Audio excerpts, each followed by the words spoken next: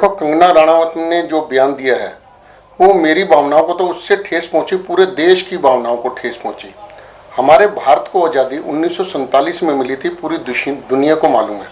15 अगस्त 1947 को हम आज़ाद हुए थे। लाखों शहीदों ने कुर्बानियां दी थी।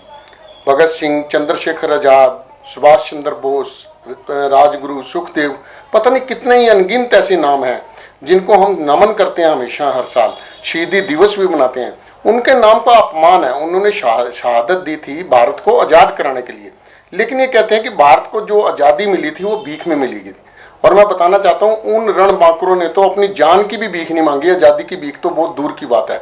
उन्होंने फांसी के फंदे चूमे, सिर्फ इसलिए चूमे कि वो भारत को आज़ाद कराना चाहते थे।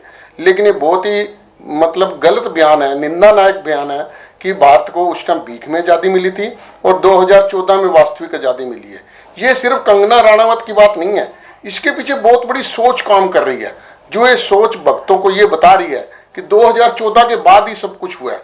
इनके अनुसार तो 2014 के बाद ही हमने वस्त्र पहनने सीखे, उससे पहले हम वस्त्र भी नहीं पहनते थे। बहुत ही बुरी बात है। इससे मेरी भावना को ठेस पहुंची है और पूरे जो हमारे शहीद हैं, पूरे देश की भावना को ठेस पहुंची है। शहीदों का अपमान हुआ है।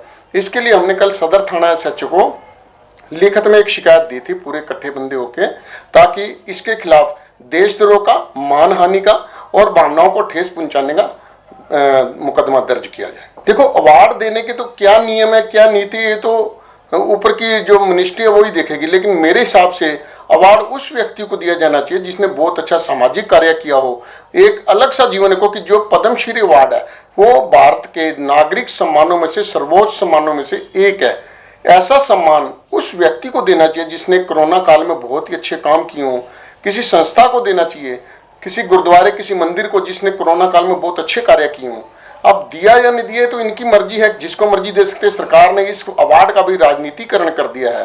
बाकी ऐसी भाषा प्रयोग करने वालों के खिलाफ जरूर कार्रवाई होनी चाहिए। और मैं राष्ट्रपति महोदय से अपील करूंगा कि जो व्यक्ति ऐसे बयान दे रहे हैं उनसे ये अवार्ड भी वापस ले लेना चाहिए।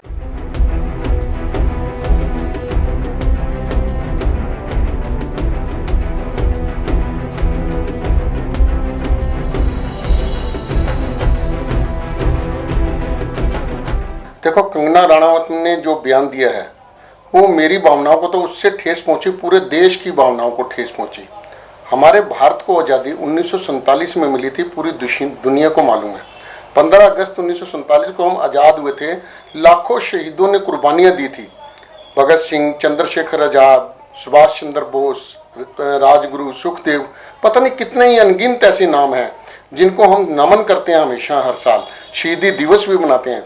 उनके नाम का अपमान है। उन्होंने शहादत दी थी भारत को आज़ाद कराने के लिए, लेकिन ये कहते हैं कि भारत को जो आज़ादी मिली थी वो भीख में मिली थी। और मैं बताना चाहता हूँ, उन रणबांकुरों ने तो अपनी जान की भी भीख नहीं मांगी। आज़ादी की भीख तो बहुत दूर की बात है। उन्होंने फांसी के फंदे चूमे, सिर्फ इसलिए चूमे कि वो भारत को आज़ाद कराना चाहते थे। लेकिन ये बहुत ही गलत बयान है, निंदानायक बयान है कि भारत को उस टाइम भीख में आज़ादी मिली थी और 2014 में वास्तविक आज़ादी मिली है। ये सिर्फ कंगना रनावत की बात नहीं है, इसके पीछे बहुत बड़ी सोच काम कर रही है। जो ये सोच भक्तों को ये बता रही है कि 2014 के बाद ही सब कुछ हुआ है।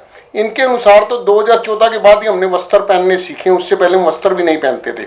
बहुत ही बुरी बात है। इससे मेरी भावना को ठेस पहुंची है और पूरे जो हमारे शहीद हैं, पूरे देश की भावना को ठेस पहुंची है। शहीदों का अपमान हुआ है। इसके लिए हमने कल सदर थाना एसएचओ को लिखित में एक शिकायत दी थी, पूरे इकट्ठे बंदे होके, ताकि इसके खिलाफ देशद्रोह का, मानहानि का और भावनाओं को ठेस पहुंचाने का मुकदमा दर्ज किया जाए। देखो, अवार्ड देने के तो क्या नियम है, क्या नीति है, तो ऊपर की जो मिनिस्ट्री है वही देखेगी। लेकिन मेरे हिसाब से अवार्ड उस व्यक्ति को दिया जाना चाहिए जिसने बहुत अच्छा सामाजिक कार्य किया हो, एक अलग सा जीवन को। कि जो पद्मश्री अवार्ड है वो भारत के नागरिक सम्मानों में से सर्वोच्च सम्मानों में से एक है। ऐसा सम्मान उस व्यक्ति को देना चाहिए जिसने कोरोना काल में बहुत ही अच्छे काम किए हों। किसी संस्था को देना चाहिए, किसी गुरुद्वारे, किसी मंदिर को जिसने कोरोना काल में बहुत अच्छे कार्य किए हों। अब दिया या नहीं दिया तो इनकी मर्जी है, जिसको मर्जी दे सकते। सरकार ने इस अवार्ड का भी राजनीतिकरण कर दिया है। बाकी ऐसी भाषा प्रयोग करने वालों के खिलाफ जरूर कार्रवाई होनी चाहिए। और मैं राष्ट्रपति महोदय से अपील करूंगा कि जो व्यक्ति ऐसे बयान दे रहे हैं उनसे ये अवार्ड भी वापस ले लेना चाहिए।